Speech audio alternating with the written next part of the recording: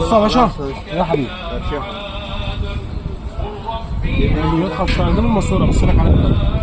بص يا باشا احنا بنتكلم دلوقتي ده الكاتينا، ده دلوقتي جنزير الكاتينا تمام، ودي التكهات. طبعا احنا مش هنخترع ونقول احنا الناس كلها عارفه ان دي كاتينا وده تكهات. انا هتكلم بس ان في انا يعني جالي منشن كتير على فيديوهات معينه، في فيديو كده ففي ناس بعتت لي اشارات له ان انا اتكلم عليه.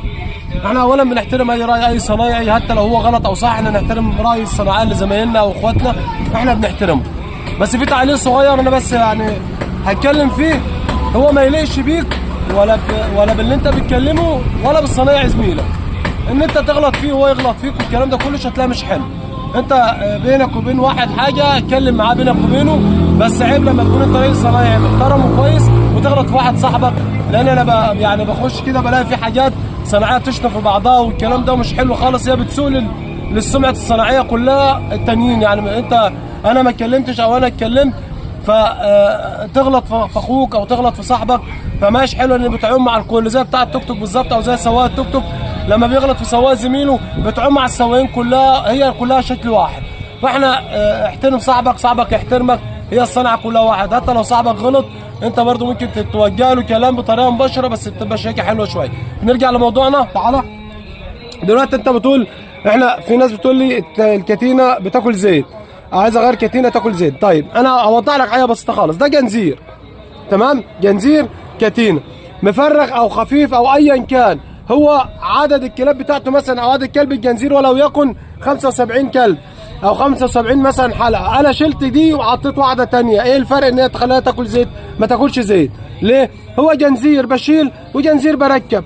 طيب لما بتاكل معاك زيت بتبقى هي اصلا الماكينه خفيفه ومعرقه عندك زيت، او بتاكل زيت انت سحبت الكاتينه بان معاك اكل الزيت قلت الكاتينه خلتها كلت زيت، مفيش منه الكلام ده جنزير راكب على ترس فوق وترس تحت، فرغ خلص كلا السلام بتاعته التاكله تخلص انقطع بشيله واركب غيره، ملوش علاقه بالكاتينه. واحد يقول لك اصل هو محمل عمل حمل على الكاتينه، مفيش الكلام ده. انا دلوقتي ما انا لو الكاتينه مهويه وشديت الشداد، طب ما انا بشد الكاتينه معنى ان انا ما غيرتهاش يبقى مش هتاكل زيت؟ لا مفيش منه الكلام ده. برضه عشان تبقى انت عندك صوره، شيل الكاتينه ركب كاتينه مالهاش علاقه باكل الزيت. تكهات بظبط تكهات، وبعد ما التكهات او معايا او مهويه او بظبطها برضه التكهات قلنا مره و22 انا عايز اظبط تكهات للمكنه كويس عشان احافظ عليها، مفيش ادنى مشكله خالص. بتبقى عامل حساب التكهات بتاعتك وانت بتغيرها على او تظبطها على ميعاد غيار زيت، على ميعاد غيار الزيت، وبسيب المكنه تبرد خالص عشان تخلي المكنه تريح، الزيت ينزل، الكلام ده كله يوسع معاك الفاصل بتاع الصبابات، كل حاجه الزيت نزل من عليها فادت الخلوص بتاعها. بظبط تكهاتي واحل طبه الزيت، اروح مغير الزيت الجديد وظابط الدنيا ومدور المكنه من 5 دقائق ل 10 دقائق، المكنه تسخن الزيت يرفع والدنيا حلوه، هتلاقي معاك الدنيا تمام، مفيش اي تكهات تاكل زيت ولا حاجه. تمام؟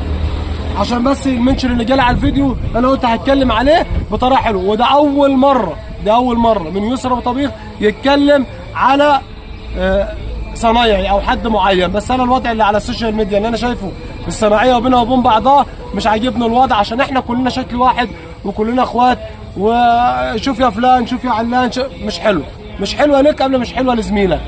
تمام؟